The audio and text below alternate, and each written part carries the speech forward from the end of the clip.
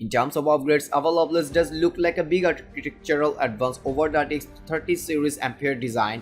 The RT and tensor cores, which enable ray tracing and AI machine learning tools like DLSS respectively. Both have been redesigned to be faster and more efficient. You also just get more of them than on Ampere.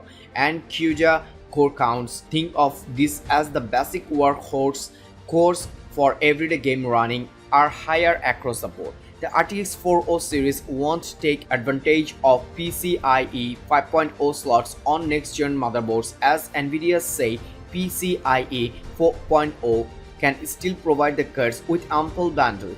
That's fine even with the impending launch of the AMD Ryzen 7000 CPUs and chipsets. PCIe 5.0 graphics support on motherboards is several years off becoming the norm. The RTX 4090 and RTX 4080s will work in the PCIe 3.0 slots of older models too. Faster, more numerous cores are welcome, but if the RTX 40 series does end up being owed the money, it will most likely be thanks to its big feature upgrades. The most interesting of all is DLSS 3. If you are not already familiar, DLSS in its current form improves performance in games by rendering each frame at a lower resolution, thereby using less horsepower.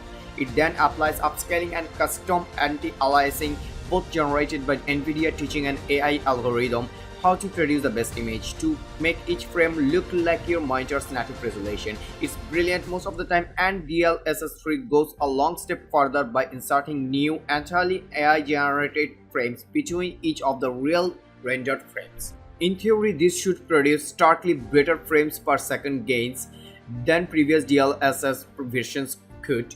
Each frame could be generally prettier too. The Agile Lovelace architecture includes a new optical flow accelerator that aims to reduce artifacting and objects when the camera is in motion. This is a rare but unsightly weakness of upscalers like DLSS and AMD FSR, and by combining this optical flow engine with motion vectors, DLSS 3 promises to make upscaled games look cleaner and sharper.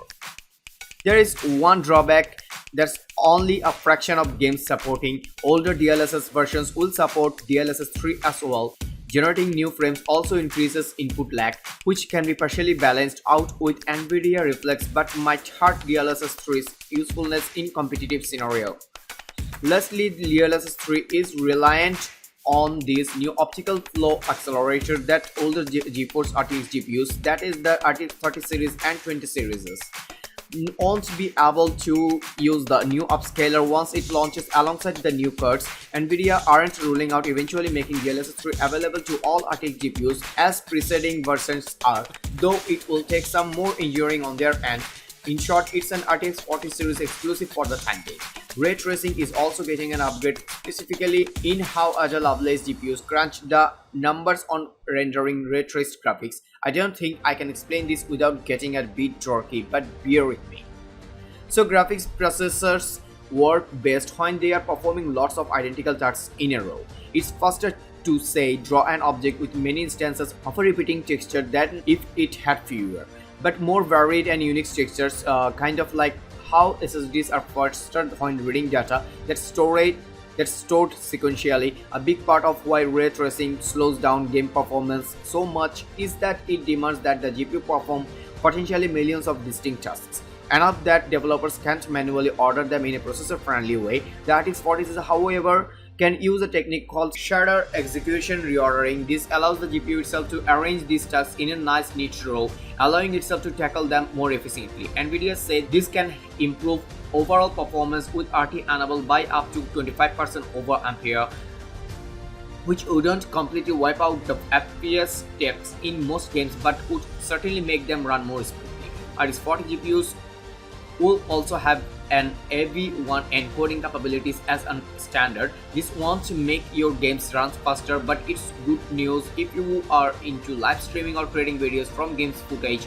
The AV1 format beats the trousers of current gen formats for image quality and data usage. It's bad news for Intel though, as AV1 encoding looked like the one real USP of their long overdue Arc Alchemist graphics cards. so much for that advantage. That's all for today. Thank you for watching. If you love the video, feel free to share with your friends and keep watching Review Arena to get your top-notch day-to-day commodities reviewed, and check the description box below to get these products at a very good rate.